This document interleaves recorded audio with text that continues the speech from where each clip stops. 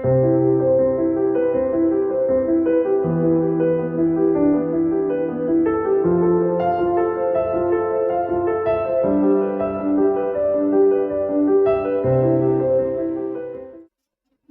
Novel वो ख्वाब सा।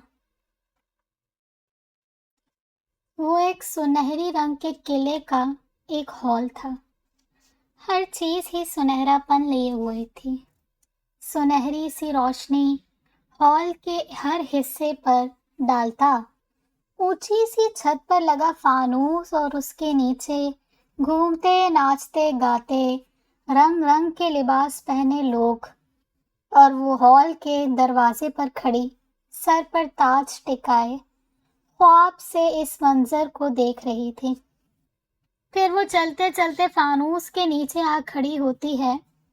तभी हॉल के एक कोने पर रखे पियानो पर बैठा शख्स बहुत ही प्यारी धुन माहौल पर बिखेरता है।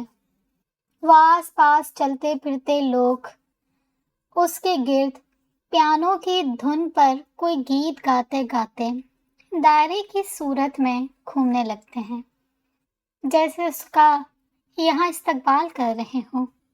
कोई अनजाना सा गीत था, पर बहुत मानूस सा अपनायत भरा। तभी उसके कंधे पर कोई हाथ रखकर अपनी तरफ मुतवज्जो करता है। मैडम उठ जाएं, फ्लाइट लैंड करने वाली है, अपना सीट बेल्ट बांध लें। आंखें खुलते ही जहाज की छत और कंधे पर हाथ रखे उसे जगाते एयर होस्टेस नजर आती है। वो आंखों को मलती सीट बेल्ट बांधती है।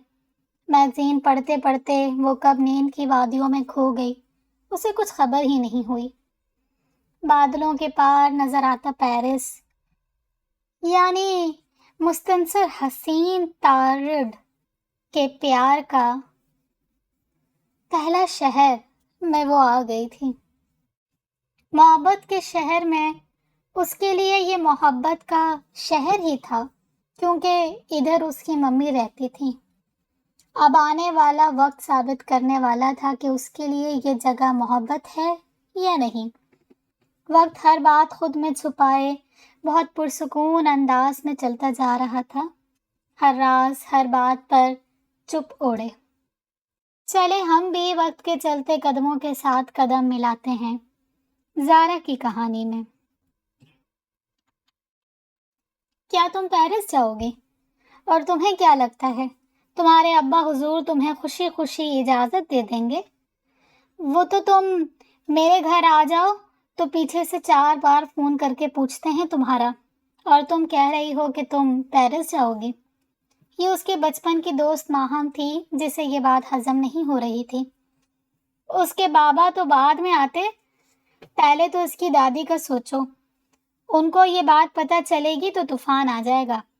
अफरा ने भी उससे डराने की कोशिश की। अब इतनी भी मुश्किल बात नहीं कर दी मैंने जो तुम दोनों ऐसे रिएक्ट कर रही हो। लाखों लोग जाते हैं पेरिस, और पेरिस के अमेरिका, इटली, जर्मनी, रूस। मैंने कौन सा कोई अनोखी जगह जाने की बात कर दी है? ज़ारा को उनकी बातें कुछ खास पसंद नहीं आई थी। जी हाँ, लाखों लोग जाते हैं, लेकिन पेरिस जाने वाले उन लाखों लोगों में ज़ारा बख्त का नाम कहीं नहीं लिखा हुआ। इसलिए ये बात छोड़ दो तुम। माहम आज कुछ ज़्यादा ही हकीकत पसंद बनने पर तुली हुई थी, जो उसकी हर बात ही रद्द करने पर आई हुई थी। जी नहीं, ज़ारा बख्त का नाम तो उस लिस्ट में सबसे ऊपर लिखा हुआ है, मगर तुम लोगों को नजर नहीं आ रहा। अंधी हो गई हो तुम दोनों।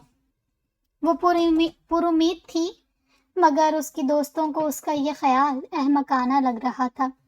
आखिर इतना समझाने के बावजूद वो ये कह कर उड़ गई कि अब तुम लोगों को मैं पेरिस जाकर दिखाऊंगी। और ये कहकर अपना बैग उठाकर पाँव जोर से पटकती कैफे से बाहर निकल गई। वो एक सफरनामा निगार और कॉमलिस्ट थी। उसे दुनिया देखने का शौक तो शुरू से था, लेकिन अपने सफ़र को कलम की मदद से लोगों तक पहुंचाना कुछ साल पहले ही शुरू किया था। उसका लिखा अदबी हलकों में पसंद किया जाता था।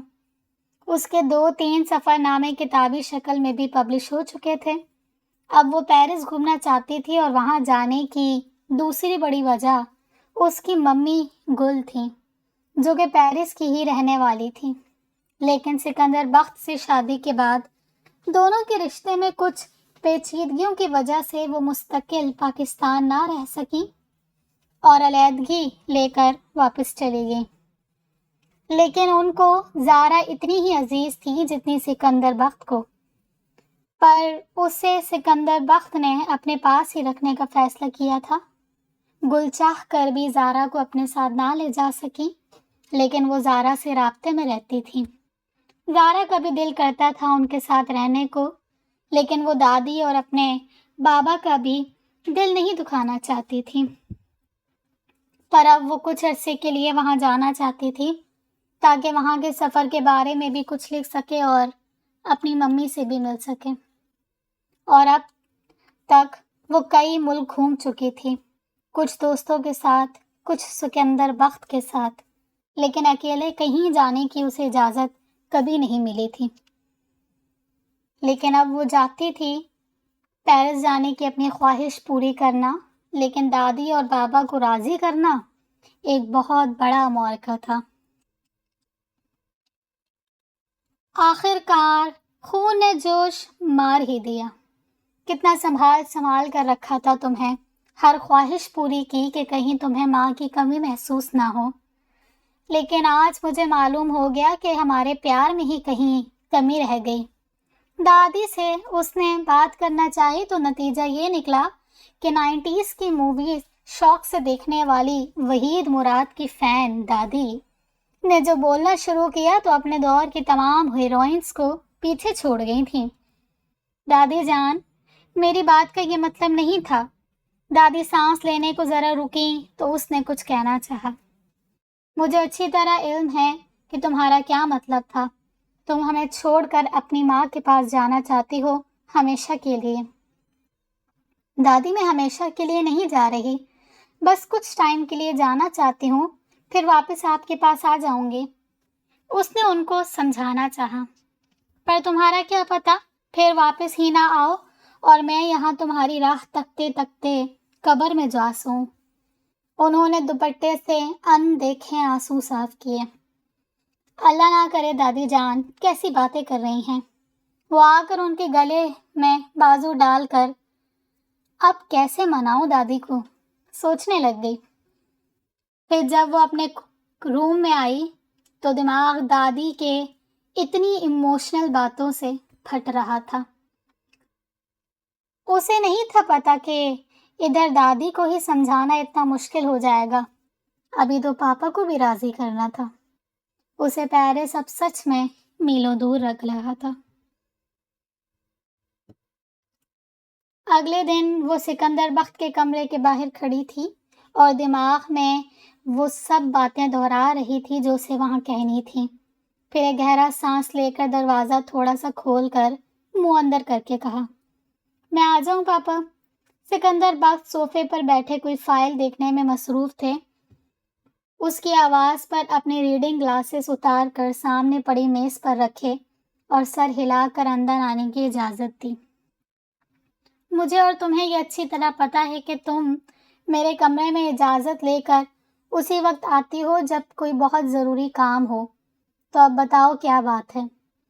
اس کے کچھ کہنے سے پہلے ہی انہوں نے اندازہ لگاتے ہوئے کہا، بابا، آپ کو یاد ہے بچپن میں آپ میری ہر برتھ ڈے پر صبح صبح مجھے جاگنے سے پہلے میرے پاس آتے تھے اور میرے سرہانے ایک چٹھ رکھ کر جاتے تھے جس پر لکھا ہوتا تھا میک اے وش زارا۔ تو میں اسی چٹ کی دوسری طرف اپنی وش لکھ دیتی تھی، اور تب مجھے لگتا تھا اگر میں زیر آب چھپے موتی بھی مانگوں گی تو مجھے مل جائیں گے۔ وہ یہ کہہ کر ذرا خاموش ہوئی اور انہیں دیکھا۔ اچھا، اور اب کیا لگتا ہے؟ انہوں نے پوچھا۔ اب بھی ایسا ہی لگتا ہے۔ آپ کو پتا ہے کہ فیری ٹیلز میں فیری مدرز ہوتی ہیں، لیکن میرے پاس فیری فادرز ہیں، یعنی آپ۔ اس کی اس فیری ٹیل میں ڈوبی بات پر وہ ہنس دیے۔ وہ فیری ٹیلز سے انسپائر تھی بچپن سے ہی، اور بڑے ہو کر بھی اس کی یہ انسپریشن نہیں بدلی تھی۔ سکندر بخت بھی اسے کسی پرنسس کی طرح ہی ٹریٹ کرتے تھے۔ زارا تو یہاں تک کہا کرتی تھی کہ بابا، میں سنو وائٹ کے جیسی ہوں۔ اس کی ممی بھی اس کے پاس نہیں تھی اور بابا تھے، پر وہ سنو وائٹ کے لیے ایک سوتیلی ظالم ماں لے آئے تھے۔ تو پھر آپ کب لا رہے ہیں میرے لیے سوتیلی ماں؟ اور وہ ہنس کر کہتے تھے، جب تک تمہاری دادی موجود ہیں تب تک کوئی ظالم سوتیلی ماں تمہارے آس پاس نہیں آ سکتی۔ تو وہ بڑے یقین سے کہتی کہ دادی تو میری فیری مدر ہیں، بس ڈانٹتی بہت ہیں۔ پھر وہ دونوں ہنس دیتے۔ لیکن اتنے لاڈ پیار کے باوجود وہ کوئی بگڑی ہوئی امیرزادی نہیں تھی۔ دادی نے بننے ہی نہیں دیا تھا۔ شیرنی کی آنکھ رکھتی تھی اس کی ہر بات پر۔ دوسرا، وہ خود کچھ سادہ مزاج تھی، تھوڑی نکچڑی ضرور تھی، لیکن اتنا تو چلتا ہے نا۔ بابا، آپ کدھر کھو گئے؟ اس کی آواز پر وہ کچھ چونکتے ہوئے جاگے۔ اچھا، تو اب تمہاری ان سب باتوں کا مطلب میں سمجھ گیا ہوں۔ تم چاہتی ہو کہ تم سے دوبارہ میک اے وش والا سوال کیا جائے۔ جی، لیکن آپ پرومس کریں آپ انکار نہیں کریں گے۔ اس نے چہرے پر بچوں سی معصومیت سجا کر کہا۔ ٹھیک ہے بیٹا۔ انہوں نے اس کے سر پر ہاتھ رکھتے ہوئے شفیق سی مسکراہٹ کے ساتھ حامی بھر لی۔ اگلی صبح اس کی آنکھ الارم کی آواز سے کھلتی ہے۔ میں نے تو الارم لگایا نہیں تھا، پھر کیوں بج رہا ہے؟ اسے بہت کوفت ہوتی تھی نیند میں الارم یا پھر ایسے کسی شور کے اٹھنے پر، لیکن اس کی نظر الارم کے نیچے رکھی چٹ پر پڑتی ہے جس پر make a wish my princess لکھا تھا۔ یہ دیکھ کر اس کی ساری نیند اڑ چکی تھی۔ اب جب اس چٹ پر وہ اپنی خواہش لکھ کر سکندر بخت کو دیتی ہے تو کچھ پل کے لیے وہ چپ سے رہ جاتے ہیں۔ تم وہاں کیوں جانا چاہتی ہو زارا؟ انہوں نے پوچھا۔ وہ بابا، میں وہاں کی جگہوں کے بارے میں لکھنا چاہتی ہوں اور ایسا وہاں رہ کر ہی ممکن ہو سکتا ہے، اور دوسرا میں ممی سے ملنا چاہتی ہوں۔ وہ انکار کر سکتے تھے، لیکن اس کی آنکھوں میں چھپی آس دیکھ کر ہاں میں سر ہلا دیتے تھے، مگر جب دادی کو پتہ چلتا ہے تو وہ خوب واویلا مچاتی ہیں۔ سکندر بیٹا، اسے کیوں بھیج رہا ہے وہاں؟ ہم کیسے رہیں گے اس کے بغیر؟ دادی کی تو اس میں جان تھی، کیسے جانے دیتی وہ اسے؟ اماں، اس نے آج سے پہلے کبھی وہاں جانے کی خواہش ظاہر نہیں کی، نہ کبھی ضد کی۔ اگر اسے روکیں گے تو اس کا دل برا ہوگا۔ انہوں نے انہیں رسان سے سمجھانے کی کوشش کی، لیکن اگر اس کا وہاں اپنی ماں کے پاس دل لگ گیا اور واپس نہ آئی تو پھر؟ دادی کے اپنے خدشات تھے۔ اماں، وہ اس کی ماں ہے، ہم اسے ملنے سے نہیں روک سکتے، اور وہ واپس آ جائے گی، کچھ عرصے کے لیے ہی تو جا رہی ہے، اس میں اتنی بڑی کوئی بات نہیں ہے۔ دل سے تو وہ بھی راضی نہیں تھے کہ زارا وہاں جائے، کیونکہ یہ خدشہ تو کئی سالوں سے ان کو بھی رہتا تھا کہ زارا اپنی ممی کے پاس نہ چلی جائے ان کو چھوڑ کر۔ جو بھی ہے سکندر، میرا دل نہیں مانتا زارا کو وہاں بھیجنے کے لیے۔ دادی کی ایک ہی رٹ تھی۔ اماں، آپ بے فکر رہیں، اسے جانے دیں، اب وہ چھوٹی نہیں رہی، اور کبھی کبھی ہمیں اولاد کے نظریے سے بھی سوچنا چاہیے، نہیں تو جنریشن گیپ آ جاتا ہے درمیان میں، جو پھر کسی چیز سے پر نہیں ہوتا۔ اور میں نے زارا کو ہمیشہ ایک دوست بن کر ڈیل کیا ہے۔ اب بھی میں اس کے دل کی بات جانتا ہوں۔ بچپن سے ہی وہ اپنی ممی سے ملنا چاہتی تھی، پر ہماری وجہ سے نہیں کہا کبھی اس نے، کہ ہمیں برا نہ لگے، تو ہمیں بھی اس کے جذبات کا خیال کرنا چاہیے۔ کچھ بھی تھا، لیکن ان باتوں کے بعد دادی چپ ہو گئی تھی۔ تو آخر کار آج وہ پیرس جا رہی تھی۔ دادی سے وہ گھر پر ہی مل کر آئی تھی۔ وہ صبح سے ہی نم آنکھوں کے ساتھ اسے کئی نصیحتیں کر چکی تھیں۔ وہ بھی کچھ اداس سی تھی دادی کو لے کر، اور اب وہ سکندر بخت کے ساتھ ایئرپورٹ پر کھڑی تھی۔ جانے میں بھی تھوڑا وقت تھا، زارا، تمہیں معلوم ہے کہ اولاد جب بڑی ہو جاتی ہے تو ماں باپ کو بس یہی خدشہ ستاتا رہتا ہے کہ یہ کہیں ہمیں چھوڑ نہ جائے، کیونکہ ہر انسان تنہا رہ جانے سے ڈرتا ہے۔ اسی طرح مجھے بھی ہر وقت یہی ڈر لگا رہتا ہے کہ تم مجھے چھوڑ نہ جاؤ اپنی ممی کے پاس۔ تو اس وقت مجھے بھی یہی لگ رہا ہے کہ وہ ڈر میرے سامنے آ کر کھڑا ہو گیا ہے۔ میں تمہیں جانے سے نہیں روک رہا، تم ضرور جاؤ، لیکن میرے اس ڈر کو سچ ثابت مت ہونے دینا بیٹا۔ بات کے آخر میں انہوں نے آنکھوں پر لگا چشمہ اتار کر آنکھیں زور سے میچیں جن کے کونے سرخ ہو رہے تھے۔ بابا، زارا نے ان کا ہاتھ پکڑ کر دونوں ہاتھوں میں لیا اور بولی، مجھے آپ کے اس ڈر کا اچھے سے علم ہے، میں کبھی بھی آپ کو چھوڑ کر نہیں جاؤں گی۔ پیرس سے واپسی پر آپ اپنی وہی پرانی زارا کو اپنے سامنے پائیں گے، پرومس۔ اتنے میں اناؤنسمنٹ ہونے لگی تو وہ ان کو خدا حافظ بول کر پلین کی جانب بڑھ گئی، واپس آنے کی امید لے کر۔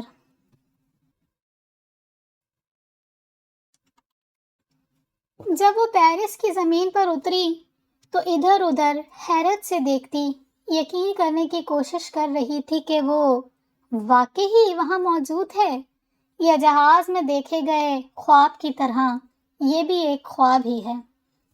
ایسا نہیں تھا کہ وہ پہلی بار کسی ملک آئی تھی، لیکن یوں اکیلے سفر کرنے کا اس کا پہلا تجربہ تھا۔ اس نے اپنی ممی کو بتا دیا تھا اپنے آنے کا، تو انہوں نے ہی اسے لینے کسی کو بھیجا تھا۔ ابھی وہ ایئرپورٹ سے باہر نکل کر آتی جاتی گاڑیوں کو دیکھتی یہی سوچ رہی تھی کہ اسے لگا کوئی اسے آواز دے رہا ہے، مس زارا۔ اس نے پیچھے دیکھا، وہ ایک بہت ہی زیادہ کرلی بالوں والی لڑکی تھی۔ اپنے لمبے قد اور بلیک جینز شرٹ میں وہ کسی باڈی گارڈ سے کم نہیں لگ رہی تھی، لیکن اس کی تمام تر توجہ اپنے نام پر تھی جو وہ لڑکی لینے کی کوشش کر رہی تھی۔ زارا کو وہ فرانسیسی لب و لہجے میں زیرا بلا رہی تھی۔ اب اس بیچاری کو کیا علم تھا کہ ہماری زارا کو سب سے زیادہ برا اس وقت لگتا ہے جب کوئی اس کا نام بگاڑتا ہے۔ زارا، ناٹ زیرا۔ اپنا تعارف کروا کر اس نے 2-3 بار اور اسے زیرا کہنے کی کوشش کی تو اس نے ٹوکنا ضروری سمجھا۔ وہ ایلسی تھی، زارا کی ممی کے بوتیک میں جاب کرتی تھی۔ زارا کے مطابق وہ وہاں پکا باڈی گارڈ ہوگی، وہی اندازے لگانے والی خالص پاکستانی عادت۔ سارے راستے ایلسی سے ادھر ادھر کی جگہوں کے بارے میں بتاتی رہی، لیکن وہ غیر دلچسپی سے سنتی، اپنی ساری توجہ ونڈو کے باہر آتے جاتے مناظر پر مرکوز کیے ایک رائٹر کی نظر سے ان کا مشاہدہ کرنے میں مصروف رہی۔ زارا کے نانا ویسے تو بہت امیر آدمی تھے، لیکن ان کے بعد ان کا سب کچھ مس گل کا ہی تھا۔ لیکن مس گل کافی ایکٹیو خاتون تھی، ہمیشہ متحرک رہنا چاہتی تھی۔ اسی وجہ سے وہ ایک بوتیک چلاتی تھیں اور ان کا بوتیک چلتا بھی بہت تھا۔ ایلسی بھی وہاں کپڑے ڈیزائن کرتی تھی اور وہ بوتیک نہایت خوبصورت علاقے میں تھا۔ بوتیک کے ساتھ ہی گھر کی عمارت تھی جس کے دروازے پر زارا کھڑی اپنی ممی سے مل رہی تھی، اور ان کو دیکھ کر اسے واقعی اعتراف کرنا پڑا پیرس میں موجود حسن کا۔ تھے تو زارا کے نین نقش بھی اپنی ممی جیسے، لیکن اس کی آنکھیں ان کی طرح نیلی نہیں تھیں، نہ ہی بال شہد رنگ تھے۔ اس کی آنکھیں اور بال انتہا کے سیاہ تھے، جو کہ اس پر جچتے بھی تھے۔ یہ ان دونوں کی پہلی ملاقات تھی، فون پر رابطہ ہوتا رہتا تھا لیکن روبرو پہلی بار مل رہی تھی۔ تو میری تم سے ملنے کی خواہش پوری ہو ہی گئی۔ کتنی بڑی ہو گئی ہو تم میری بچی۔ کافی دیر وہ اسے اپنے ساتھ لگائے کھڑی رہیں، پھر اپنے آنسو صاف کرتی اسے اندر لے گئیں۔ گھر میں ہر چیز سے مس گل کی نفاست پسند طبیعت چھلکتی تھی۔ گھر کے اکثر دیواروں پر زارا نے اپنی تصویریں لگی ہوئی دیکھی، اور اپنا روم جو اس کی ممی نے اس کے لیے سیٹ کیا تھا دیکھ کر دانت دیے بغیر نہ رہ سکی۔ کمرے کے بائیں طرف بک شیلف تھا جس میں سب سے اوپر اس کے لکھے سفر نامے پڑے تھے، پھر اور بھی اس کی پسند کی بکس، اور روم کے سامنے والی دیوار کے ساتھ بیڈ اور اسٹڈی ٹیبل تھا۔ بائیں طرف زمین سے چھت تک پوری گلاس وال تھی جس پر پڑا پردہ زارا کا عکس دکھاتا تھا۔ باہر سے آتی روشنی کی وجہ سے وہ مدھم نظر سے آتا تھا، لیکن شام کے بھرتے سائے کے ساتھ وہ واضح ہوتا جاتا تھا۔ یقیناً اس کی ممی نے بہت محبت سے سجایا تھا روم اس کے لیے، اور ماں کی یہ محبت محسوس کر کے 2 آنسو اس کی آنکھوں سے نکل کر بہہ نکلے تھے۔ بس یہی ماں کی محبت کی کمی ہی تو تھی اسے زندگی میں، جو کہ دنیا کا کوئی اور رشتہ چاہ کر بھی نہیں دے سکتا تھا۔ اگلی صبح ہی وہ پیرس گھومنے کے لیے گھر سے باہر نکل کھڑی ہوئی تھی، اور ایسا ہو ہی نہیں سکتا تھا کہ وہ ادھر آئے اور ڈزنی لینڈ نہ جائے۔ اس کی فیوریٹ جگہوں میں سے ایک تو سب سے پہلے اس نے وہیں جانے کا سوچا۔ مس گل نے ایلسی کو اس کے ساتھ بھیج دیا تھا کیونکہ وہ یہاں کے راستوں سے ناواقف تھی۔ ایلسی نے اسے دیکھا تو کچھ دیر دیکھتی رہی۔ وہ کل والے حلیے سے بالکل برعکس، ٹخنوں تک آتے فراک اور لمبا دوپٹہ کندھوں پر پھیلائے، بالوں کو چھوٹے سے کلپ میں سمیٹے کافی مشرقی لگ رہی تھی۔ ایلسی نے تو یہی سوچا، میں اپنی فیوریٹ جگہوں پر اپنے من پسند حلیے میں ہی جاتی ہوں۔ وہ اس کی جائزہ لیتی نظروں کے جواب میں بولی۔ اب وہ وہاں پہنچ گئی تھی۔ پاسس لے کر وہ اندر داخل ہوئی تو مانو کسی اور ہی دنیا میں قدم رکھ دیا ہو۔ کچھ دیر تو وہیں کھڑی سامنے نظر آتے قلعے کو دیکھتی رہی۔ آتے جاتے خوش باش لوگ، بچے، ان کے چہرے پر پھیلی خوشی۔ ہم سب کو ہی بھاگتی دوڑتی اس زندگی میں ایسے کسی ونڈر لینڈ کی ضرورت ہوتی ہے جہاں بیٹھ کر ہم کچھ دیر سانس بحال کر سکیں، بلکہ زندگی کو محسوس کر سکیں۔ اور سب کا ونڈر لینڈ سیم نہیں ہوتا۔ کسی کے لیے کسی کی باتیں، کسی کے لیے کوئی جگہ، تو کسی کے لیے تنہا گزارے گئے لمحے ونڈر لینڈ ہوتے ہیں۔ اوہو، یہ ہر جگہ میرے اندر چھپی رائٹر باہر آ جاتی ہے۔ اس نے اپنی سوچ سے باہر آتے ہوئے بال جھٹکے۔ ممی نے کہا تھا کہ ان کا ایک جاننے والا یہاں اسسٹنٹ مینیجر ہے، وہ ادھر ہمیں گائیڈ کر دے گا۔ وہ ایلسی کو یہ بات بتاتی متلاشی نظروں سے ادھر ادھر دیکھ رہی تھی۔ دوسری طرف ایک چھوٹے سے آفس میں 2 نفوس بات کرتے نظر آ رہے تھے۔ ٹیبل کے پیچھے پڑی چیئر پر بیٹھا آدمی، جو کہ ٹیبل پر رکھی نیم پلیٹ کے مطابق اسسٹنٹ مینیجر تھا، سامنے کھڑے لڑکے سے کچھ کہہ رہا تھا۔ دیکھو، تم بس کچھ گھنٹے کے لیے میری جگہ کام سنبھال لو آج۔ وہ اس سے ایسے چھوٹے بڑے فیور اکثر لیتا رہتا تھا۔ پر کیوں؟ میں اپنے آفس کا کام چھوڑ کر تم سے ملنے آیا ہوں اور تم مجھے اور کام تھما رہے ہو۔ اچھی مہمان نوازی ہے بھائی تمہاری۔ بظاہر وہ تھوڑا برہم سا ہوا اس کی بات پر، لیکن یہ اسے بھی پتا تھا کہ وہ حامی بھر لے گا۔ یار، میری بیوی ہاسپٹل میں ہے، میرا وہاں جانا بہت ضروری ہے۔ تجھے سمجھنا چاہیے یہاں مجھے ارجنٹ یہ کام آ گیا، ورنہ میں تجھے نہیں کہتا۔ اچھا ٹھیک ہے، جاؤ تم، میں سنبھال لوں گا۔ اس نے اپنی ٹائی کی نوٹ تھوڑی ڈھیلی کر کے شرٹ کے بازوؤں کو فولڈ کرتے ہوئے کہا۔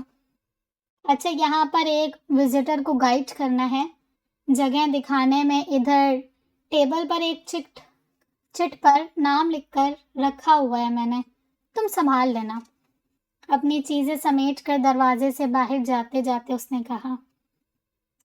اب وہ ٹیبل پر پڑی چٹ اٹھا کر دیکھ رہا تھا جس پر نیلی روشنائی سے زارا بخت لکھا ہوا تھا۔ ہمیں اسسٹنٹ مینیجر کے آفس میں جا کر پتہ کرنا چاہیے۔ یہ مشورہ ایلسی کا تھا جس پر عمل کرتی اب وہ دونوں اسسٹنٹ مینیجر کا آفس تلاش کرتی پھر رہی تھی۔ ان وسیع جگہوں پر جا کر یہی مسئلہ ہوتا ہے کہ انسان لاپتہ ہو کر رہ جاتا ہے۔ اب دیکھو کب سے ہم پاگلوں کی طرح گھوم رہی ہیں۔ وہ ایک جگہ رک کر پاس نصب بینچ پر بیٹھی سانس بحال کرتی ایلسی سے اردو میں کہہ رہی تھی۔ ایلسی ناسمجھی سے اسے دیکھ رہی تھی۔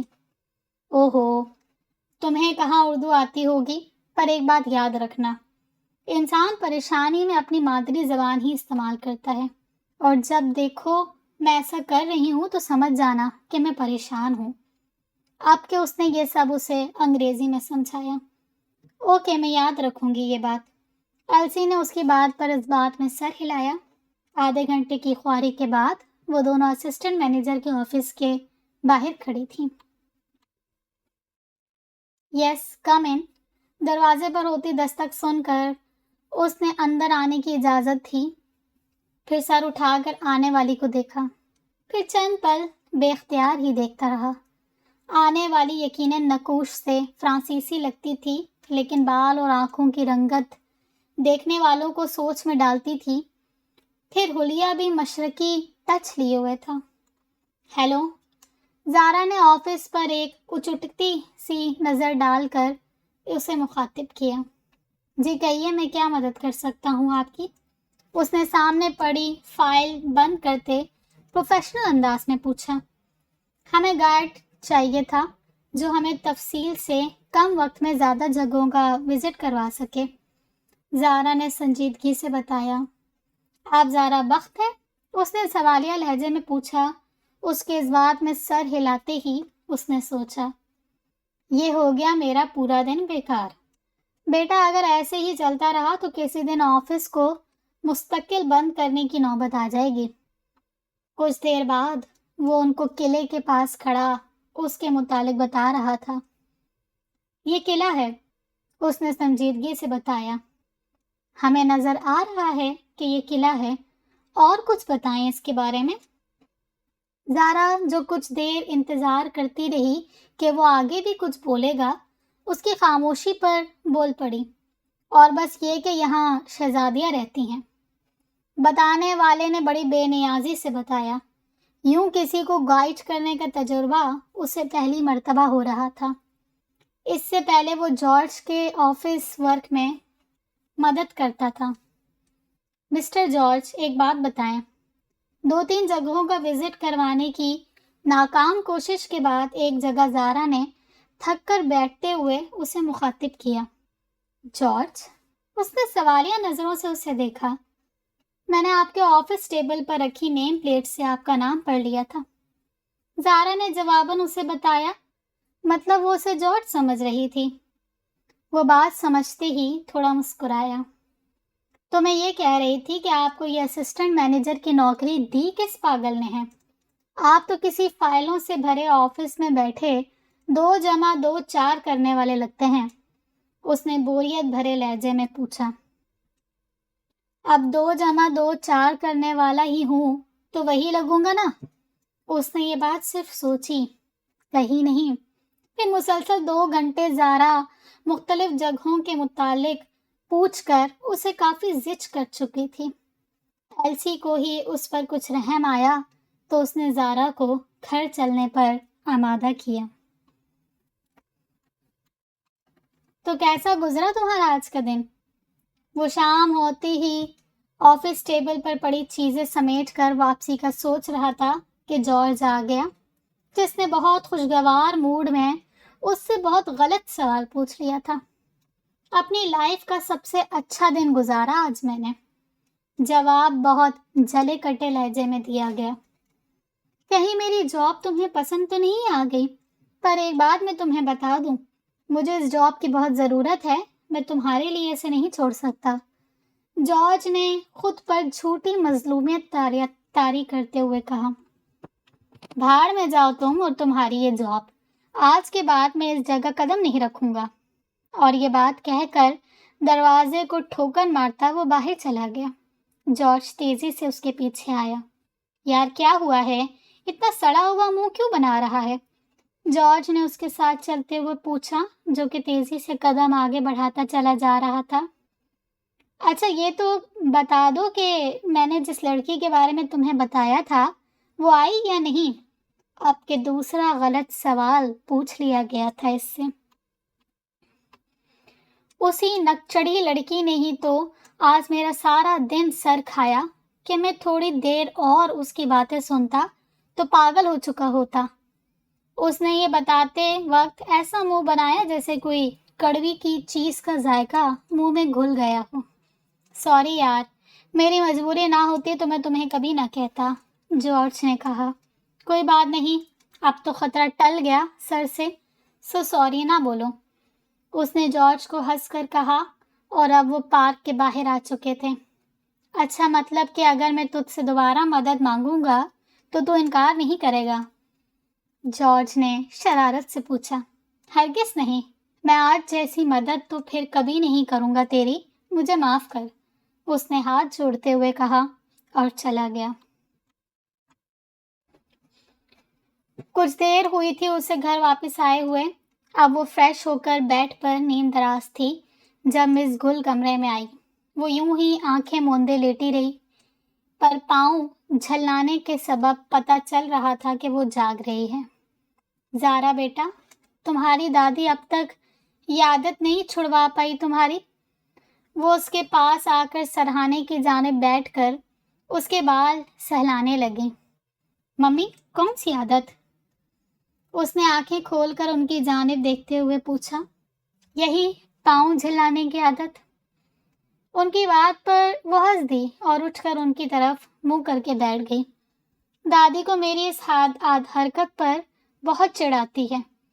جب بھی وہ مجھ سے کسی بات پر خفا ہو کر بات چیت بند کر دیتی ہیں تو میں یہ حربہ آزماتی ہوں، پھر تنگ آ کر انہیں مجھے مخاطب کرنا ہی پڑتا ہے، اب چاہے غصے سے ہی صحیح۔ اب وہ ان کو دادی کے متعلق ایسی ہی کئی باتیں بتا رہی تھیں جنہیں وہ ہنستے ہوئے سن رہی تھیں۔ تم ان سے بہت اٹیچ ہو نا زارا؟ انہوں نے کسی خیال کے تحت پوچھا۔ جی بہت۔ آپ کے بعد انہوں نے ہر ممکن کوشش کی کہ مجھے آپ کی کمی محسوس نہ ہو، اور مجھ سے زیادہ ان کو میری عادت ہے۔ ابھی بھی انہوں نے روتے ہوئے مجھے رخصت کیا۔ وہ تھوڑا افسردہ ہوئی دادی کے خیال سے۔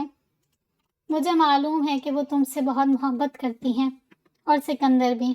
تم انہیں خفا کر کے تو نہیں آئی یہاں؟ اب کہ انہوں نے تھوڑا سنجیدہ ہو کر پوچھا۔ نہیں ممی، میں ان کی مرضی کے بغیر تو کبھی نہ آتی، ان کو راضی کر کے آئی ہوں آپ کے پاس۔ اس نے ان کے ہاتھوں کو پکڑ کر تسلی دی۔ اور ہاں، مجھے ان دونوں کے ساتھ ساتھ آپ سے بھی بہت محبت ہے ممی، یاد رکھیے گا۔ ان کا افسردہ سا چہرہ دیکھ کر اس نے دوبارہ ان کی گود میں سر رکھتے لیچتے ہوئے یقین دہائی کروائی اور آنکھیں مون لی۔ صبح اس کی آنکھ مسلسل بجتے فون کی آواز سے کھلی۔ کھلی آنکھوں سے نمبر دیکھے بغیر اس نے کال ریسیو کی اور کان سے لگایا۔ تم انتہائی برے دوست ہو، تمہیں ہمارا بالکل بھی احساس نہیں ہے، کال ریسیو ہوتے ہی کوئی نسوانی آواز میں چلایا۔ اچھا، پر جینی، افسوس تمہیں اس بات کا علم بہت دیر سے ہوا، آگے بولو۔ افسوس کے بچے، تم سے کچھ دن جارج کی مدد نہیں ہو پائی، پہلے دن ہی بھاگ گئے ادھر۔ میں اکیلی اس مشکل حالت میں دیواریں دیکھتی رہتی ہوں۔ اب کے افسردگی بھرے لہجے سنائی دیا۔ تو کس نے کہا ہے دیواریں دیکھنے کو؟ کسی ہینڈسم سے ہالی ووڈ ہیرو کا بڑا سا پوسٹر سامنے دیوار پر لگا لو، سارا دن اسے دیکھنا، اس سے کم ایک فائدہ تو ہوگا، تمہارا ہونے والا بیبی جارج یا تم جیسا نہیں ہوگا۔ اس نے آرام سے مشورہ دیا۔ جانتا تھا جینی کو کتنا اعتماد تھا اپنے حسین ہونے پر۔ اس بات کا جواب تو میں تمہیں کسی اور دن دوں گی، فی الحال تم سے ایک فیور مانگ رہی ہوں، اور مجھے پتا ہے تم میرے بہت اچھے دوست ہو، انکار نہیں کرو گے۔ بات کے اختتام تک جینی نے پوری کوشش کی لہجے کو تھوڑا میٹھا بنانے کی۔ اگر تم اور تمہارا شوہر جارج میرے کالج کے زمانے کے اچھے دوست نہ ہوتے تو مجھے لگتا ہے میں بہت پرسکون زندگی گزار سکتا تھا، اس نے تنک کر کہا۔ بس یہ سب بعد میں سوچنا، ابھی جو کہا ہے وہ کرو ڈیئر فرینڈ، اس نے ہنستے ہوئے کہا اور فون رکھ دیا۔ اف، پھر سے وہی مصیبت، اس نے سوچا اور سر تھام لیا۔ پھر جب وہ جارج کے آفس آیا تو جارج مصنوعی حیرت سے اسے دیکھتا اپنی کرسی سے اٹھ کر اس کے پاس آیا اور اس کے گرد ایسے چکر لگانے لگا جیسے کچھ ڈھونڈ رہا ہو۔ میں وہ ان دیکھے پر ڈھونڈ رہا ہوں جن کے ذریعے اڑ کر تم یہاں تک آئے ہو، کیونکہ تم کل یہاں قدم نہ رکھنے کا عہد کر کے گئے تھے، تو میں نے سوچا شاید اڑ کر آئے ہو۔ اس کے گھورنے پہ جارج نے وضاحت کی، فضول مت بولو، تمہاری بیوی کی بلیک میلنگ کا نتیجہ ہے کہ میں یہاں موجود ہوں، اس نے چڑھ کر کہا اور جا کر جارج کی چھوڑی کرسی پر بیٹھ گیا۔ اب مجھے اچھا سا ناشتہ کراؤ تاکہ میں کچھ دن مزید تمہاری مدد کرنے کے متعلق سوچوں۔ اب کہ وہ بہت پرسکون انداز میں بولا، مطلب تم میری نوکری بچاتے بچاتے بھی مجھے کنگلا کر کے رہو گے؟ تمہاری بیوی جتنا تمہیں کنگلا کر چکی ہے اتنا تو کوئی نہیں کر سکتا، اور ایسے ہی تم جاب سے غیر حاضر ہوتے رہے تو سڑک پر آ جاؤ گے۔ اس نے جلا دینے والی مسکراہٹ چہرے پہ سجاتے ہوئے بتایا، اگر ایسا ہوا تو تمہارا گھر کس دن کام آئے گا؟ تم اپنے دوست کو بے گھر ہو کر سڑک پہ آتے تھوڑی دیکھ سکو گے۔ وہ بھی اس کا ہی دوست تھا، حاضر جواب سا۔ زیادہ باتیں مت بناؤ، مجھے اچھا سا ناشتہ کراؤ، اس نے کہا اور اسے بازو سے پکڑ کر دھکیلتا باہر لے گیا۔ پورے گھر پہ خاموشی چھائی ہوئی تھی، شاید ممی ابھی سو رہی تھیں اور سرونٹس ابھی آئے نہیں تھے۔ اس نے اپنے لیے کافی بنائی اور گھر کے ساتھ بنے مس گل کے بوتیک میں آ گئی۔ وہاں ابھی اتنی چہل پہل نہیں تھی، بس ایلسی تھی جو ایک کاؤنٹر پر بیٹھی کچھ بلز چیک کر رہی تھی اور تھوڑے فاصلے پر دو لڑکیاں کپڑوں کو پیک کرنے میں مصروف تھیں۔ وہ سب سے ہائے ہیلو کر کے ایلسی کے پاس آ گئی۔ ایلسی، تم کب سے یہاں جاب کر رہی ہو؟ اس نے پوچھا۔ 2 سال سے، اس نے مصروف سے انداز میں جواب دیا، پھر سر اٹھا کر اس کی طرف دیکھتی مزید گویا ہوئی۔ میری موم بیمار تھی اور میں ایک بار میں بارٹینر کا کام کرتی تھی۔ یہ کام مجھے بالکل پسند نہیں تھا لیکن مجبوری تھی۔ پھر ایک دن ایک معمولی سی غلطی پر مجھے وہاں سے نکال دیا گیا۔ اور پھر کیا ہوا؟ زارا نے اس کے خاموش ہونے پر دریافت کیا تو وہ بلز والی فائل بند کر کے مکمل طور پر اس کی طرف متوجہ ہوئی۔ پھر میرے کسی جاننے والے نے مجھے مس گل کی بوتیک کا بتایا، میں یہاں آئی اور مجھے بغیر کسی پریشانی کے یہ جاب مل گئی۔ تب سے میری لائف کافی اچھی گزر رہی ہے۔ بات کے اختتام پر وہ مسکرائی۔ انسان کی زندگی میں اچھا برا وقت تو آتا رہتا ہے، بس ہمیں اچھے دنوں کے لیے محنت کرنا نہیں چھوڑنی چاہیے۔ یہ مس گل نے جب میں جاب پہ پہلے دن آئی تھی تب کہا تھا۔ تمہاری ممی بہت اچھی ہیں، اس نے پرخلوص مسکراہٹ چہرے پر سجا کر کہا۔ اچھا، اور میں کیسی ہوں؟ زارا نے اپنی طرف اشارہ کر کے پوچھا۔ تم بھی اچھی ہو پر بولتی بہت زیادہ ہو۔ کل تم نے اس گائیڈ کا بہت سر کھایا، اس کا چہرہ دیکھنے لائق تھا۔ زارا کو اس سے اتنی صاف گوئی کی امید نہیں تھی۔ وہ خود مجھے بولنے پر مجبور کر رہا تھا۔ خود تو ایسے بول رہا تھا جیسے روز صبح اٹھ کر سب سے پہلے یہ سوچتا ہے کہ آج کتنے لفظ بولنا صحت کے لیے ٹھیک ہوگا۔ اس بات پر وہ دونوں کھلکھلا کر ہنس پڑیں۔ اچھا، آج جانا ہے پارک یا نہیں؟ ایلسی نے پوچھا۔ نہیں، آج میں ممی کے پاس رہوں گی اور تمہارا سر کھاؤں گی، زارا نے کہا اور اس سے بوتیک کے متعلق پوچھنے لگ گئی۔ زندگی بہت غیر یقینی سے ہوتی ہے، جو چاہتے ہیں اکثر وہ نہیں ملتا، لیکن کبھی کبھی مل بھی جاتا ہے، جیسے میرا یہاں آنا۔ لیکن اب میں یہاں موجود ہوں اور اس پیارے سے تھیم پارک کے ایک گوشے میں بیٹھی اپنے سفر نامے کے ابتدائی اوراق لکھ رہی ہوں۔ جی ہاں، میں نے اپنے سفر کی شروعات ڈزنی لینڈ سے کی ہے۔ یہاں اس پارک میں آ کر لگ رہا ہے ادھر ایک الگ ہی دنیا آباد ہے، جہاں ہنستے بولتے سیر و تفریح کرتے لوگ ہر پریشانی سے کچھ پل چرا کر آ جاتے ہیں۔ اور اپنوں کے ساتھ ڈھیروں یادیں سمیٹ کر چلے جاتے ہیں۔ یہ تھیم پارک بھی پہلے ایک خواب ہی تھا، ایک شخص کا خواب جو کہ اب حقیقت بنا ہمارے سامنے موجود ہے، اور اس پارک کا نام اسی خواب دیکھنے والے شخص کے نام پر رکھا گیا ہے۔ اور یہاں اس خواب دیکھنے والے انسان کا نام بھی لکھو، پھر زیادہ اچھا لگے گا۔ وہ جو بہت انہماک سے لکھ رہی تھی، آواز سن کر رکی اور اپنا نوٹ پیڈ پر جھکا سر اٹھایا۔ تم چھپ کر میری تحریر پڑھ رہے تھے؟ اس نے تھوڑے غصے سے پوچھا۔ جی نہیں، میں آپ کی طرح فضول کام نہیں کرتا۔ دراصل وہ یہاں کچھ ورکرز کو کچھ دیر میں ہونے والی پریڈ کے متعلق کچھ ہدایات دے رہا تھا کہ اس کی نظر قدرے سائڈ پر رکھے بینچ پر زارا بیٹھی کچھ لکھتی نظر آ رہی تھی، تو وہ غیر ارادی طور پر یہاں آ گیا۔ پھر اس کا لکھا پڑھنے میں ایسا مشغول ہوا کہ اسے مخاطب کرنا ہی بھول گیا۔ میں فضول کام نہیں کرتی، تمہاری اطلاع کے لیے بتا دوں میں ایک کاملسٹ ہوں، اس نے نوٹ بک بیگ میں رکھتے ہوئے کہا اور اٹھ کھڑی ہوئی۔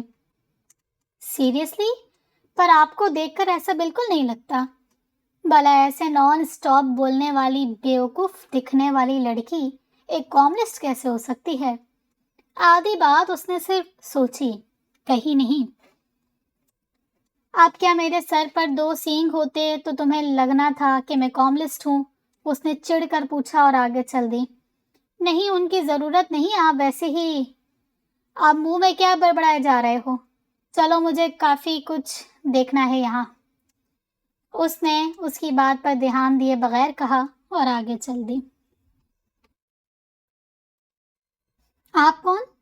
اسے پارک میں آتے 5واں دن تھا۔ جب وہ جارج کے آفس میں گئی تو وہاں ایک فرہنی مائل آدمی کو اسسٹنٹ مینیجر کی کرسی پر بیٹھا دیکھا۔ جی میں جارج ہوں، مسٹر اسسٹنٹ مینیجر، جارج نے نیم پلیٹ کی طرف اشارہ کرتے ہوئے بتایا۔ جھوٹ، آپ ضرور کوئی بہروپیے ہیں، جارج تو کوئی اور ہے۔ زارا کو سارے جاسوسی ناولز یاد آ گئے کہ کیسے کوئی پہچان بدل کر کسی اور کی جگہ لے لیتا ہے۔ اس کی بات سن کر جارج کو ہنسی آئی۔ اس سے پہلے کہ وہ کچھ کہتا، دروازہ کھول کر کوئی اندر آیا۔ یار جارج، میں اپنا فون شاید ادھر ہی بھول گیا ہوں، آنے والے نے کہا اور میز کے سامنے کھڑی زارا کو دیکھا۔ لیجیے، آج آ گیا آپ کا اصلی جارج، جارج نے مسکراتے ہوئے کہا۔ تم کتنے غیر ذمہ دار ہو، پتہ نہیں کہاں گم ہو، ادھر تمہاری جاب کوئی بہروپیہ ہتھیانے کے چکروں میں ہے۔ زارا اسے دیکھتے ہی اس کے پاس آئی اور اسے پریشانی سے بتایا۔ کون بہروپیہ؟ یہ تو جارج ہے۔ اس نے ناسمجھی سے دونوں کو دیکھا۔ تم لوگ پکا مجھے پاگل بنا رہے ہو، یہ کوئی پرینک تو نہیں؟ تم جارج ہو، یہ بہروپیہ کوئی اور ہے۔ زارا کو واقعی ہی کچھ سمجھ نہیں آ رہا تھا اور سر تھامے ہوئے بولی، دیکھو لڑکی، تم نے اتنے دنوں سے میرا بہت سر کھایا ہے، پر پلیز اب نہیں، معاف کر دو مجھے، اس نے بے چارگی سے کہا اور جارج کی طرف دیکھا جو ان دونوں کی باتوں پر ہنس رہا تھا۔ ادھر مجھے تمہاری جاب کی فکر ہو رہی ہے اور تم مجھ سے ایسے بات کر رہے ہو، تم جیسا بدتمیز انسان میں نے آج تک نہیں دیکھا۔ زارا کا اس کی بات پر خون کھول ہی اٹھا، اس کا بس نہ چلتا کہ اسے کچا چبا جاتی۔ اچھا تم دونوں بچوں کی طرح لڑنا بند کرو، اور میں زارا، میں سچ میں جارج ہوں، دراصل میں کچھ پرسنل ریزنز کی وجہ سے مصروف تھا تو میرا دوست میرا کام سنبھال رہا تھا۔ اب کہ جارج نے دونوں کے درمیان آخر معاملہ حل کیا، اور یہ میرا دوست ہے آب ارتضیٰ۔ زارا جو ساری بات سن کر سر ہلا رہی تھی، اس کا نام سن کر بے ساختہ بولی، یہ کیسا نام ہے؟ آپ مطلب پانی، اور یہ بہت اچھا نام ہے۔ آپ کو اپنے نام سے بہت محبت تھی، اس کے خلاف اور کچھ نہیں سنتا تھا۔ صحیح، جو بھی نام ہو تمہارا، مجھے تو یہ بات جان کر بہت خوشی ہوئی کہ تم یہاں گائیڈ نہیں ہو۔ مجھے پہلے ہی شک تھا کہ اتنا سڑیل سا انسان اس جگہ پر بہت مس فٹ لگتا ہے۔ زارا نے اپنے دل کی بھڑاس نکالی اور چلی گئی۔ پیچھے جارج کا چھت پھاڑ کہا آپ کو اور غصہ دلا گیا۔ آنے والے کافی دن وہ ایلسی کے ساتھ پیرس کی سڑکیں ناپتی رہی۔ آج بھی وہ دونوں یہی کام کر رہی تھی۔ موسم تھوڑا برآلود تھا۔ ایلسی کو پورا یقین تھا کہ راستے میں بارش ہو جائے گی، تبھی وہ چھاتا لانا نہیں بھولی تھی۔ اب وہ دریائے سین کے کنارے سڑک کے ایک طرف چہل قدمی کے انداز میں چل رہی تھی۔ اس کے مخالف سمت سے فون کان سے لگائے بات کرتا آپ چلا آ رہا تھا کہ بات کرتے کرتے اس کی نگاہ سامنے اٹھی، جہاں سے وہ ٹرٹل نیک سویٹر کے ساتھ بلیک ہی جیکٹ کے ساتھ ریڈ لانگ سکرٹ پہنے بقول اس کے نکچڑی لڑکی چلی آ رہی تھی۔ ڈریسنگ تو ایسے کرتی ہے جیسے مس یونیورس رہ چکی ہو، اس نے فون پاکٹ میں رکھتے سوچا۔ اسی مس یونیورس کی نگاہ سامنے اٹھی تو کوئی بات کرنے کے لیے کھلتے ہونٹ سختی سے پینچ لیے اور ایسے بن گئی جیسے دیکھا ہی نہ ہو۔ دوسری طرف اس کا بھی یہی ارادہ تھا، انجان بن کر گزر جانے کا۔ او ہیلو مسٹر آپ۔ برا ہوا اس گھڑی کا جس وقت ایلسی کی نظر اس پر پڑی اور اسے اخلاقیات نبھانے کا خیال آیا۔ ہیلو ایلسی، کیسی ہو؟ مروتاً اسے بھی اخلاق نبھانا پڑا۔ میں ٹھیک ہوں، آپ کیسے ہیں؟ ان دونوں کو بات کرتے دیکھ زارا سے جتنا ہو سکا لا تعلقی اظہار کرنے کی کوشش کی، پر کب تک کرتی؟ آپ کیسی ہیں مس زارا؟ ایلسی کو جواب دیتے دیتے وہ زارا سے مخاطب ہوا۔ جی میں ٹھیک ہوں۔ اچھا، تو آپ کا ڈزنی ٹور مکمل ہو گیا؟ اب کہ وہ براہ راست زارا سے مخاطب تھا۔ نہیں، اس دن کے بعد سے میرا وہاں جانا نہیں ہوا۔ اب میرا ارادہ پہلے آئیفل ٹاور دیکھنے کا ہے۔ او گڈ، چلیں پھر میں چلتا ہوں۔ وہ ان کو الوداع کہہ کر چلا گیا۔ تمہیں کیا ضرورت تھی اسے یوں راہ میں مخاطب کرنے کی؟ اس کے جاتے ہی زارا نے رخ ایلسی کی طرف کیا۔ ویسے ہی اچھا تھوڑی لگتا کہ یوں ہی گزر جاتے ہم اس کے پاس سے، اور ویسے بھی دیکھو تمہاری اس دن کی اتنی بدتمیزی کے باوجود اس نے اتنے اچھے طریقے سے بات کی، ایلسی نے کہا اور چھاتا کھول کر اپنے اور اس کے اوپر تان لیا کیونکہ بارش شروع ہو چکی تھی۔ ہاں ویسے اتنا سڑیل ہے بھی نہیں جتنا مجھے لگتا تھا، زارا نے بھی صاف گوئی سے اعتراف کیا اور گھر واپسی کے راستے پر چلنے لگی۔ اسے یہاں آئے مہینہ ہو چکا تھا۔ وہ زیادہ سے زیادہ وقت مس گل کے ساتھ گزارتی یا پھر پیرس کی خوبصورتی دیکھنے میں۔ وہ دادی اور بابا کو کال کرنا بھی نہیں بھولتی تھی۔ ایلسی سے بھی کافی اچھی دوستی ہو چکی تھی، وہ اسے اپنے گھر بھی لے گئی تھی۔ مختصر یہ کہ زندگی کافی پرسکون سے گزر رہی تھی، لیکن زندگی نے یہ ضمانت نہیں دی تھی کہ آگے بھی پرسکون گزرے گی۔ بظاہر سب ٹھیک تھا، کچھ خاص بھی نہیں ہوا تھا جو بتایا جا سکے، اور دل کو عام بھی نہیں لگا تھا وہ واقعہ۔ دسمبر کے ابتدائی دن شروع ہونے والے تھے، مطلب برف باری کا آغاز ہونے والا تھا۔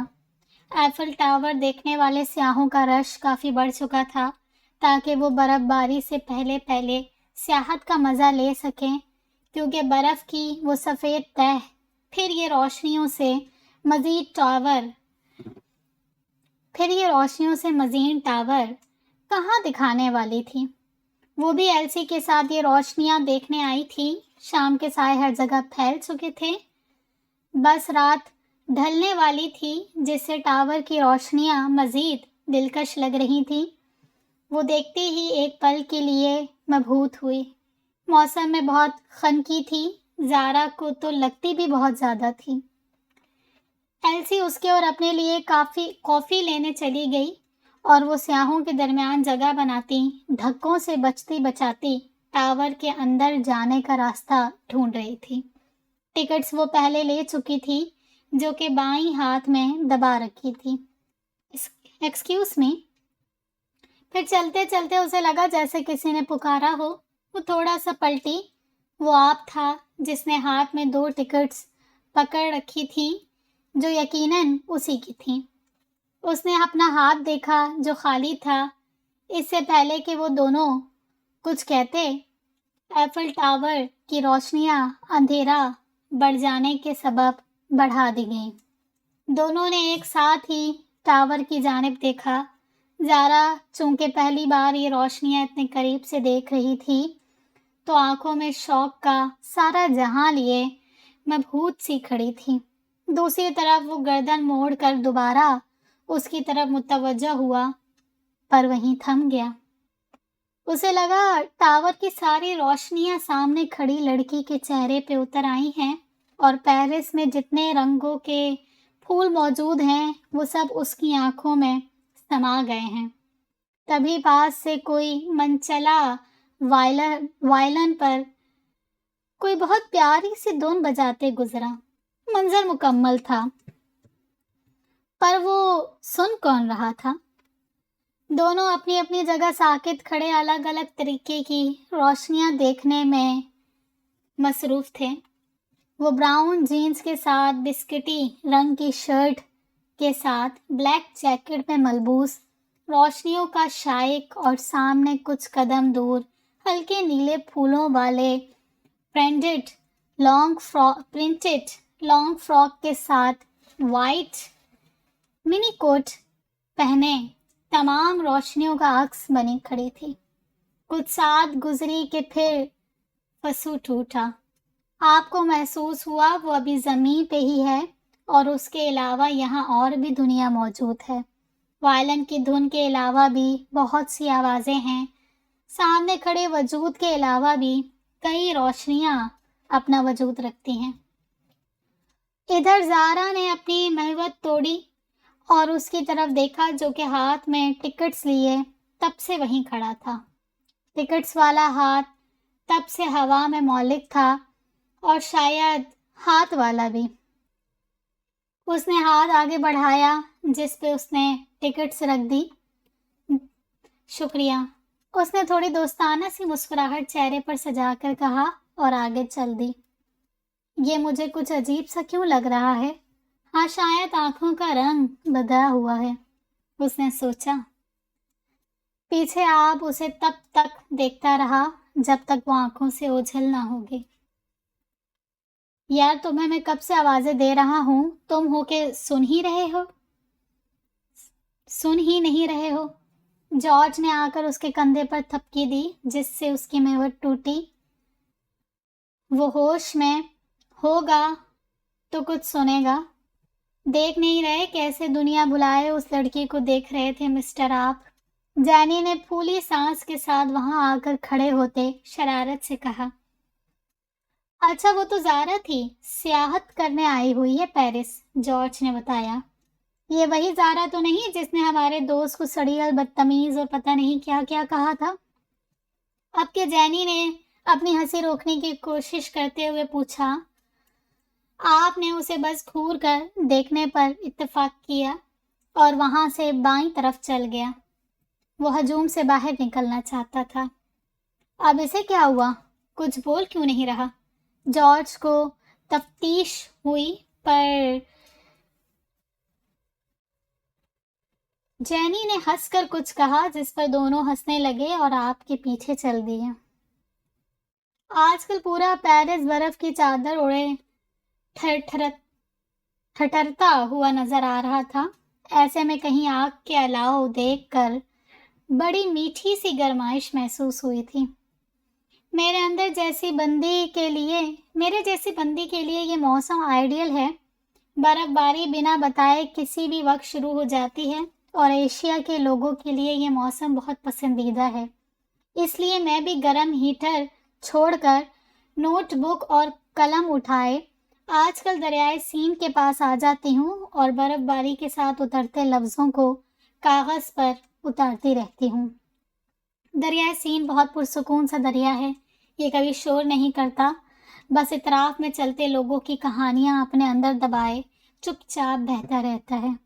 پر فی الحال اس پہ برف کی تہ جمی ہوئی ہے۔ وہ آج کل سفر نامے کے لیے لکھ رہی تھی۔ اب تک وہ بس کچھ جگہیں ہی دیکھ پائی تھی کیونکہ برف باری میں مس گل نے اسے کہیں دور جانے کی اجازت نہیں دی تھی، تو وہ بس آئیفل ٹاور سے دریائے سین تک گھوم کر وقت گزار رہی تھی، یا گھر میں مس گل کے ساتھ۔ دادی نے تو برف باری کا سن کر ہی اسے سختی سے تلقین کر دی تھی کہ باہر بالکل مت نکلنا ورنہ بیمار پڑ جاؤ گی۔ اپنے ساتھ لائے تمام گرم کپڑے ہر وقت پہنے رہنے کی اور ایسی ہی کئی نصیحتیں وہ تقریباً روز سن رہی تھی۔ وہ آفس میں اپنے سامنے رکھی فائلز میں بری طرح مصروف تھا جب اس کے فون کی میسج ٹون سنائی دی۔ اس نے فائل سے نظر اٹھا کر فون کی طرف دیکھا۔ اتنے دن سے کہاں مصروف ہو یار؟ جارج کا میسج تھا۔ تمہاری وجہ سے آفس میں جو اتنا کام اکٹھا ہو گیا تھا وہی نپٹا رہا ہوں۔ اس نے جوابی میسج بھیجا، جس کے کچھ سیکنڈ بعد ہی جارج کی طرف سے ایک تصویر موصول ہوئی جس میں وہ بہت سارے ورکرز کے ساتھ پارک میں نیو ایئر پیریڈ کی تیاری میں مصروف تھا، اور تصویر کے نیچے لکھا تھا، میں بھی کام ہی کر رہا ہوں آج کل، گھر بھی لیٹ جا رہا ہوں، جس کی وجہ سے جینی نے گھر میں جنگ کا ماحول بنایا ہوا ہے۔ وہ میسج پڑھ کر ہنسا اور پھر تصویر دیکھتے دیکھتے اسے زارا کا خیال آیا اور ٹاور کی اس رات کی روشنیاں، وہ منظر۔ پھر اس سے مزید کام کرنا بہت مشکل ہو گیا تو وہ اٹھ کھڑا ہوا اور اپنا گرم کوٹ پہنے، گردن کے گرد مفلر لپیٹے، سر پر ہیٹ لیے کچھ دیر بعد ہی وہ آئیفل ٹاور کے پاس گھوم رہا تھا۔ پھر یوں ہی چلتے چلتے وہ دریائے سین کے کنارے چلنے لگا۔ شام ہونے والی تھی پر دسمبر کے دن بھی شام کا سا منظر پیش کر رہے تھے۔ دریائے سین کے کنارے لگی روشنیاں ہلکی سی دھند میں آنکھوں کو بہت بھلی محسوس ہو رہی تھیں۔ پھر تھوڑے تھوڑے فاصلے پر رکھے پتھر کے بینچوں میں سے ایک کے پاس سے گزرتے اسے گمان ہوا کہ وہاں وہ بیٹھی ہے جو آج کل اس کی سوچ میں سفر کر رہی تھی۔ کچھ قدم دور جا کر وہ رکا اور واپس پلٹ کر دیکھا۔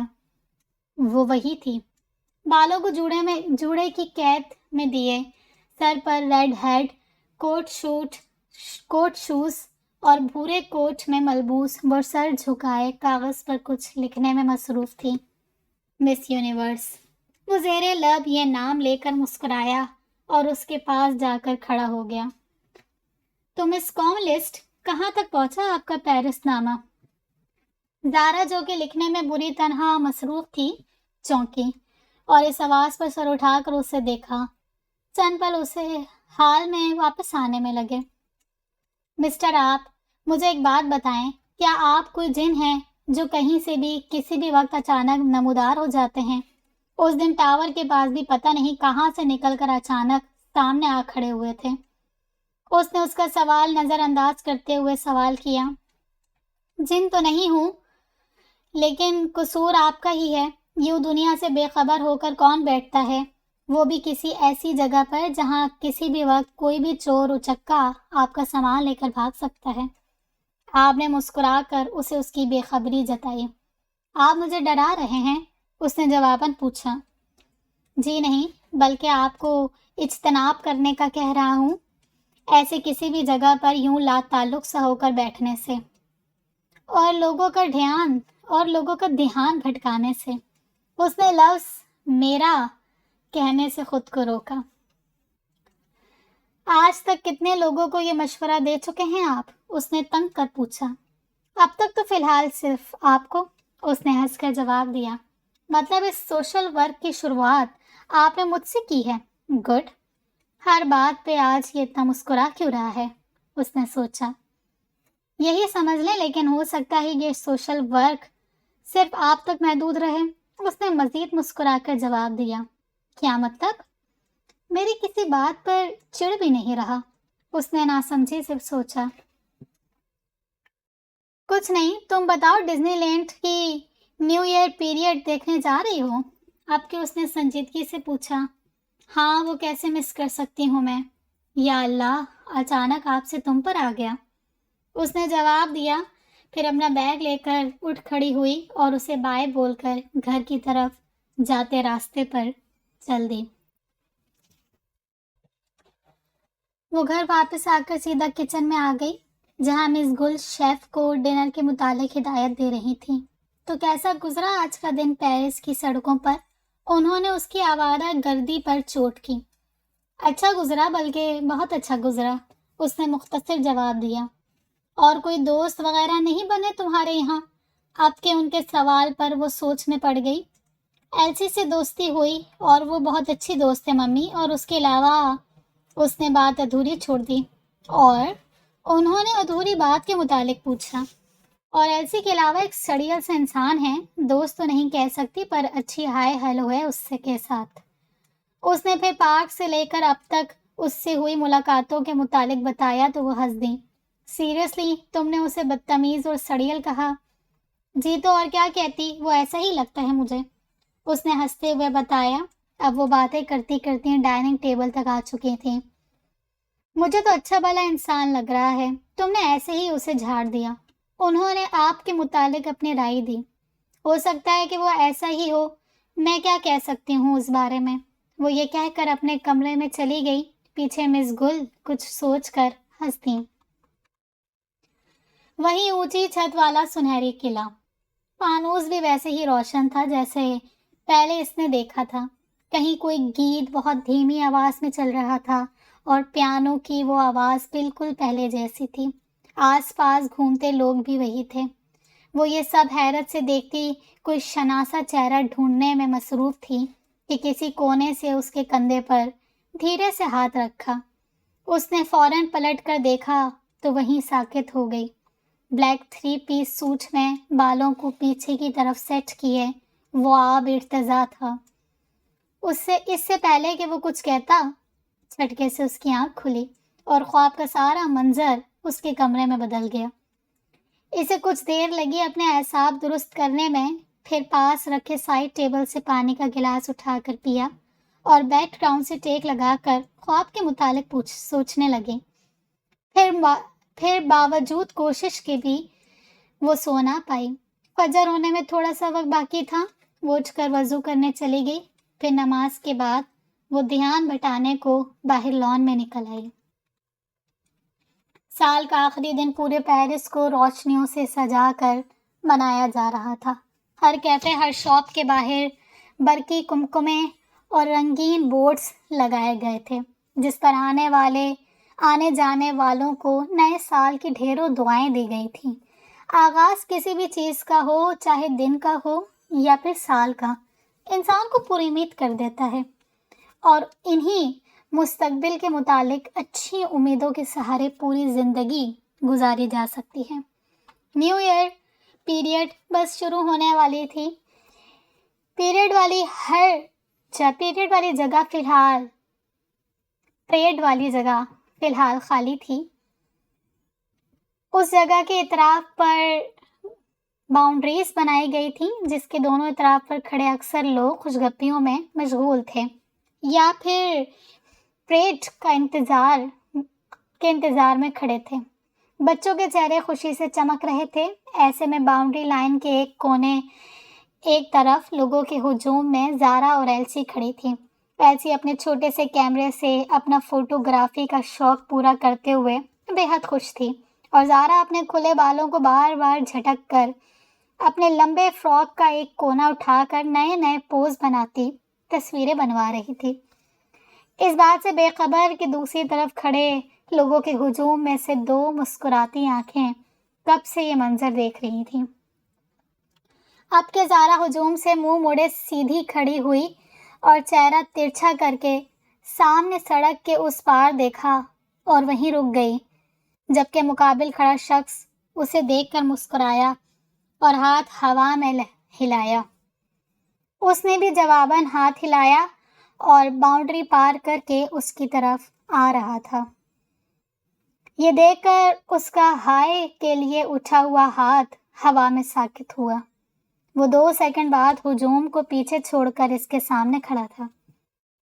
اور لوگ بھی آ رہے ہیں کیا میرے پیچھے؟ آپ نے سنجیدگی سے پوچھا۔ نہیں تو، اس نے ناسمجھی سے جواب دیا۔ تو پھر ہاتھ نیچے کر لو، اس نے ہنستے ہوئے کہا، جس پر اسے اپنی بیوقوفی کا احساس ہوا تو فوراً ہاتھ نیچے کر لیا۔ اب وہ ایلسی سے اس کے کیمرے کے متعلق پوچھ رہا تھا۔ پھر وہ کچھ پل وہاں رکا اور واپس اپنی جگہ پر چلا گیا جہاں اس نے دیکھا 9-10 بچے اس کے آس پاس کھڑے اس سے باتیں کر رہے تھے، وہ بھی ان کی باتوں کے جواب میں کافی ہنس کر دے رہا تھا۔ پریڈ شروع ہونے میں بھی کچھ وقت تھا، اس لیے وہ ایلسی کو وہیں چھوڑ کر سردی لگنے کے باعث کافی پینے کے خیال سے ایک شاپ پہ آ گئی۔ کافی کا پیپر کپ لیے وہ شاپ سے باہر آئی تو اس نے دیکھا ایک آئس کریم کے اسٹال کے سامنے آپ انہی بچوں کے ساتھ کھڑا انہیں آئس کریم لے کر دے رہا تھا۔ وہ یہ دیکھ کر اس کی طرف آ گئی۔ دیکھو، اب تم لوگ ضد کر کے آئس کریم تو کھا رہے ہو، لیکن بیمار پڑ گئے تو مس مارتھا مجھے ہی ڈانٹیں گے، آپ بچوں کو کہہ رہا تھا۔ آپ کی جگہ ہم ڈانٹ کھا لیں گے، ڈونٹ وری، ان بچوں میں سے سب سے چھوٹے نظر آتے بچے نے سنجیدگی سے کہا۔ اچھا، تو جو ڈانٹ کے بعد تم رونا شروع کرو گے، مجھے پھر تمہیں ایک اور آئس کریم کھلانی پڑے گی، آپ نے اس کے بال بگاڑتے ہوئے کہا۔ پھر اسے آتے دیکھ کر وہ جو بچوں کی طرف جھکا تھا سیدھا کھڑا ہوا۔ تو بچوں، یہ ہے مس زارا، آپ نے اس کا تعارف کروایا، جس پر سب بچوں نے ہاتھ ہلا کر اسے ہائی کیا اور ایک ایک کر کے اپنا نام بتایا۔ وہ کچھ دیر کھڑی ان کی باتیں سن کر ہنستی رہی۔ چلو بچوں، پریڈ شروع ہونے والی ہے، جارج نے آ کر کہا تو بچے پرجوش سے اس کے ساتھ چل دیے۔ وہ دونوں اب آہستہ آہستہ قدم اٹھاتے ان کے پیچھے چل دیے تھے۔ یہ بچے، زارا نے سوالیہ نظروں سے دیکھتے ہوئے کہا۔ میری کالونی میں ایک بوڑھی خاتون رہتی ہیں مارتھا، آنٹی تنہا رہتی ہیں، ان کے اپنے سب بچے ویل سیٹلڈ ہیں، الگ الگ رہتے ہیں۔ انہوں نے اپنی اور ان بچوں کی تنہائی دور کرنے کے لیے انہیں اپنے پاس رکھ لیا۔ بچوں کو سرپرست مل گیا اور آنٹی کو گھر کی رونق، بلکہ میرے گھر میں بھی اکثر اپنا گھر سمجھ کر روز کچھ نہ کچھ توڑ کر جاتے ہیں، بہت شرارتی ہیں سب۔ بات کے اختتام پر وہ ہنسا اور بچوں کو آرام سے کھڑے ہونے کا اشارہ دیا۔ زارا اس کا یہ نیا روپ دیکھ کر بڑی خوشگوار سی حیرت میں تھی۔ وہ بات بات پر ہنس رہا تھا، باتیں کر رہا تھا، بچوں کی شرارتوں میں ان کا ساتھ دے رہا تھا۔ جب پریڈ شروع ہو گئی، آغاز مکی ماؤس اور مینی کے کاسٹیوم پہننے لوگوں سے ہوا تھا۔ بچوں نے انہیں دیکھتے ہی شور ڈال دیا تھا۔ پھر 7 بونے، سنو وائٹ پرنس سب آتے گئے اور لوگوں میں جوش بڑھتا گیا۔ پریڈ کے اختتام تک ایلسی ڈھیروں تصویریں لے کر کیمرہ بھر چکی تھی۔ سنڈریلا، وہ اور ایلسی پریڈ کے اختتام پر واپس گھر جانے کے لیے گیٹ سے باہر نکلنے والی تھی جب کسی نے اس کے فراک کو پیچھے سے کھینچا اور آواز دی۔ اس نے پیچھے دیکھا، وہ آپ کے ساتھ آئے بچوں میں سے سب سے چھوٹا بچہ تھا جو اس کے فراک کا ایک کونا پکڑے اپنی بڑی بڑی نیلی آنکھیں کھولے سر اٹھائے اسے دیکھ رہا تھا۔ میں سنڈریلا نہیں ہوں، وہ تو اندر ہے، اس نے جھک کر اس کے گال سلاتے ہوئے کہا۔ پر آپ بھیا کہہ رہے تھے ریئل سنڈریلا آپ ہی ہو، وہ اندر جو تھی وہ نکلی تھی۔ بچے کی بات پر اس نے پیچھے سے آتے آپ کو حیرت سے دیکھا۔ وہ دراصل سنڈریلا سے ملنا چاہتا تھا، پر وہ والی سنڈریلا تو اپنے گھر چلی گئی، تو میں نے سوچا اسے مشرقی سنڈریلا سے ملوا دوں، کیونکہ سنڈریلا سے ملے بغیر یہ یہاں سے جانے والا نہیں تھا۔ آپ نے اپنی بات کی وضاحت کی اور بچے کی طرف متوجہ ہوا جو تب سے زارا کے ساتھ ایسے کھڑا سا جیسے پرنس چارمنگ ہو۔ تو لٹل پرنس، آپ مجھ سے یعنی سنڈریلا سے کیوں ملنا چاہتے تھے؟ زارا نے اس سے پوچھا۔ کیونکہ میں فیری ٹیلز پر یقین رکھتا ہوں، بچے نے بڑی بے نیازی سے جواب دیا، جسے سن کر سب ہنس دیے، جبکہ زارا اور ایلسی حیرت سے بچے کو دیکھ رہی تھیں۔ سنڈریلا، آپ کی جادوئی جوتے کدھر ہیں؟ اب کے بچے کی نظر اس کے جوتوں پر پڑی تو اس نے بے ساختہ پوچھا۔ وہ تھوڑے سے خراب ہو گئے تھے، اس لیے مرمت کے لیے بھجوائے ہیں، زارا نے اس کے سے انداز میں بتایا اور اپنی ہنسی روکی۔ پھر بچے کو بائے بول کر وہ دونوں گیٹ سے باہر آ گئیں۔ ان کو لینے ممی نے گاڑی بھیجی تھی۔ 2-3 दिन شدید برف باری کے سبب وہ گھر سے باہر نہیں نکل پائی۔ پھر چوتھے دن اسے ایلسی کے ہاتھوں ایک چٹ ملی۔ ساتھ میں مکی ماؤس والا نیکلس تھا جو کہ ڈزنی لینڈ سے ملتا ہے۔ اس نے چٹ کھولا تھا۔ اس میں لکھا تھا، سنڈریلا، کیا تمہیں سرپرائزز پسند ہے؟ اگر ہاں تو 1 گھنٹے بعد پارک میں آ جانا، آپ خور۔ اینڈ پھر بریکٹس میں لکھا تھا، آپ خور۔ دیکھ کر وہ پورے دل سے مسکرائی۔ اس نے اس کا نام جان کر خود کلامی میں اسے یہ لقب دیا تھا جو کہ اس نے تب سن لیا تھا جب اس پہ کوئی ریئیکٹ نہیں اس نے تب سن لیا تھا پر اس پر کوئی ریئیکٹ نہیں کیا تھا۔ ٹھیک 1 گھنٹے بعد وہ پارک میں داخل ہو رہی تھی۔ ابھی وہ کچھ قدم چلی تھی کہ کسی نے اس کے ہاتھ میں زبردستی ایک کاغذ پکڑایا اور بھاگ گیا۔ اس نے وہ کاغذ کھولا۔ وہ ایک میپ تھا، پارک کا میپ۔ ساتھ ایک پیلے رنگ کی چٹ میں بھی چسپاں تھی جس پہ لکھا تھا، والٹ ڈزنی اور مکی ماؤس کا مجسمہ۔ اس نے یہ جگہ نقشے میں سے تلاش کی اور وہاں پہنچی۔ اب وہ مجسمے کے سامنے نصب بینچ پر بیٹھی سانس بحال کر رہی تھی کہ مکی ماؤس کے حلیے میں ایک آدمی اس کے پاس آیا اور ہاتھ ہلا کر اسے اپنی طرف متوجہ کیا۔ پھر اسے اس مجسمے کے بارے میں تفصیلاً بتاتا رہا۔ 10-15 منٹ بعد جب وہ جانے لگا تو اس نے اسے ایک چٹ تھمائی جس پہ ایک اور جگہ کا نام لکھا ہوا تھا۔ جب وہ نقشے کی مدد سے وہاں پہنچی تو سنو وائٹ بنی لڑکی اسے وہاں ملی جس نے اسے اس جگہ کے متعلق بتایا۔ ایسے ہی اسے چٹس ملتی رہیں اور وہ مختلف جگہوں پر جا کر اس انوکھے طریقے کے وزٹ پر حیران اور خوش ہوتی رہی۔ پھر جب وہ گھوم کر کافی تھک گئی تو ایک بینچ پر بیٹھ گئی۔ پھر اس نے سوچا اب اسے کوئی چٹ نہیں ملی کہ کسی نے اس کے جھکے سر کے سامنے ایک اور چٹ کر دی۔ یہ چٹ باقیوں سے مختلف تھی۔ باقی سب پیلے رنگ کی تھیں جبکہ یہ سفید تھی اور لانے والا فارمل سے حلیے میں تھا، پر چہرے پہ ایک سنہری چھوٹے چھوٹے پروں والا ماسک لگا رکھا تھا جو اس کا آدھا چہرہ اور آنکھیں ڈھانپے ہوئے تھا۔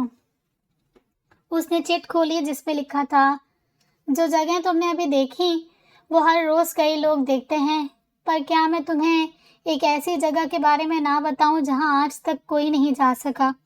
تو سنو، وہ جگہ میرا دل ہے، پر ایک مسئلہ ہے، وہاں تمہیں بغیر نقشے کے جانا پڑے گا، پر میرا وعدہ ہے میں تمہیں وہاں گم نہیں ہونے دوں گا۔ تو بتاؤ، کیا تم وہاں جانا چاہو گے؟ ایک دم دنیا کا سارا شور تھم گیا تھا۔ ہر اٹھتا قدم رک گیا ہو، جیسے ہر راہ، ہر انسان، ہر دل، پوری کائنات جیسے ایک نقطے پر ساکت ہو گئی ہو۔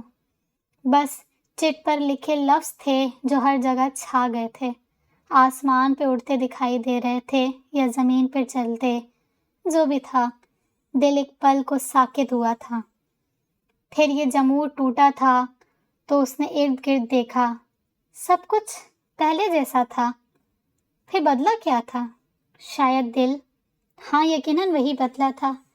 اس نے چٹ کو سنبھال کر بیگ میں رکھا اور سامنے کھڑے انسان کی آنکھوں میں جھانکا اور بولی، میں خود کا نقشہ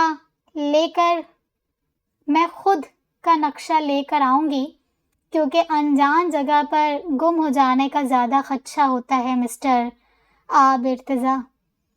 اور ماسک کے پیچھے چھپا چہرہ بلکہ چہرے کا ہر نقش مسکرا دیا۔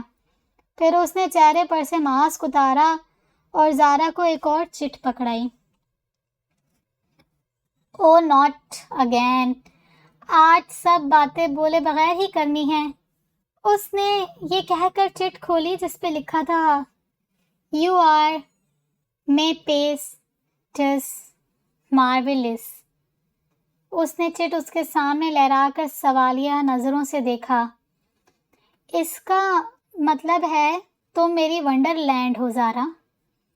اس نے دونوں بازو پھیلا کر پورے پارک کی طرف اشارہ کرتے ہوئے کہا، جس پہ سامنے کھڑی پر اعتماد سی لڑکی کے چہرے پر پہلی بار شفق پھیلی۔ ان کے پیروں کے نیچے نقش چھوڑتی پگھلتی برف نے یہ منظر دیکھا اور مسکرا دی۔